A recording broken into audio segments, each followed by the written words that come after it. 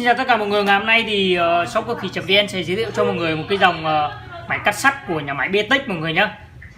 Đợt này bên Betech có về thêm cái mã BT357 mọi người, công suất của nó lên đến 2000W, dành cho những anh em làm cơ khí này, hay những anh em làm xây dựng cắt sắt hộp ấy, hay là sắt V thường xuyên ấy thì mình dùng dòng này.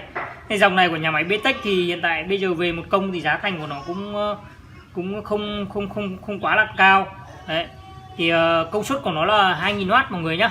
Thương hiệu Betech này. Ok, ở đây có thông số máy sử dụng đá 355 này. Tốc độ không tải là 3800 vòng trên phút nhá. Đấy. Con này cả hộp lẫn phụ kiện của máy lên là 15,5 kg nha mọi người. Rồi bây giờ thì mình sẽ mở hộp ra để cho mọi người xem bên trong của máy như thế nào nhá. Cũng như là mình giới thiệu chi tiết về máy cho mọi người xem luôn.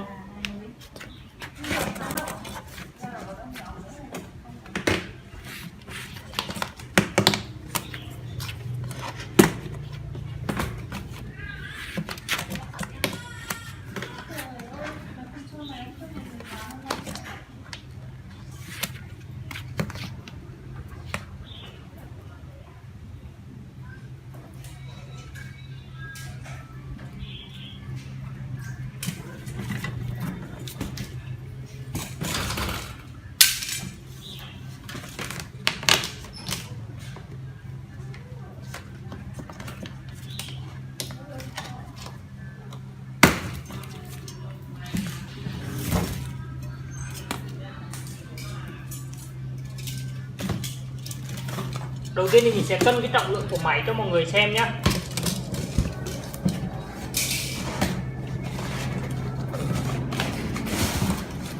Con này thì đế của nó cũng khá là dày mọi người.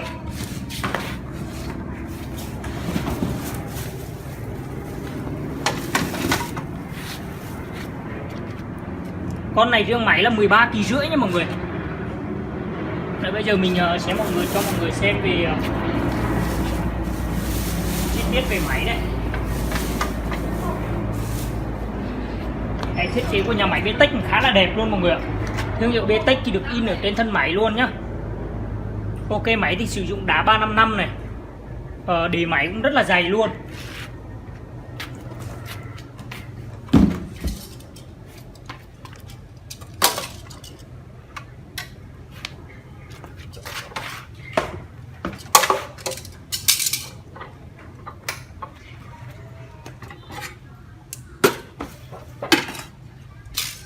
Mình sẽ mở cho mọi người xem về chi tiết về máy hơn này.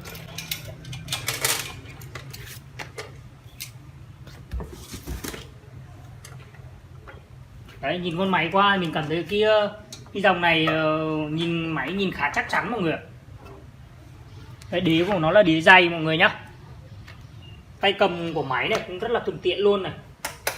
Đấy, ở trên thân máy thì có ghi thông số của máy đấy mọi người này. Ở đây thì công suất là 2000W đấy mọi người. Đấy. Sử dụng điện 220V này.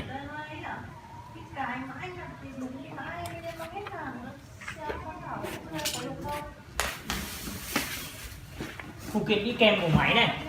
Ở đây có một cặp chổi than đi kèm này. Một cái đầu để mình chỉnh cắt góc này. Bảo hành của nhà máy Betech này, đầy đủ hết luôn mọi người này. Đấy, nhìn con máy BT357 thì nhìn nó rất là chắc chắn luôn mọi người nhá.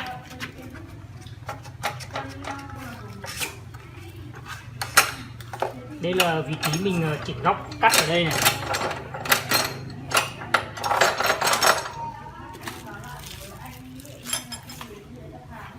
Đá là đá 355 mọi người này.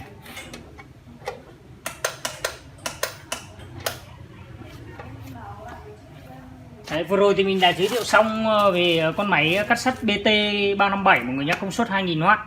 Mọi người muốn tìm hiểu thêm về con máy này ấy, thì kết bạn với số Zalo trên màn hình ấy. Mọi người đăng ký kênh YouTube của shop cơ khí cũng như là và để lại số điện thoại thì mình sẽ tư vấn cho mọi người, chọn cho mọi người cái dòng máy cắt sắt phù hợp với công việc của mọi người luôn.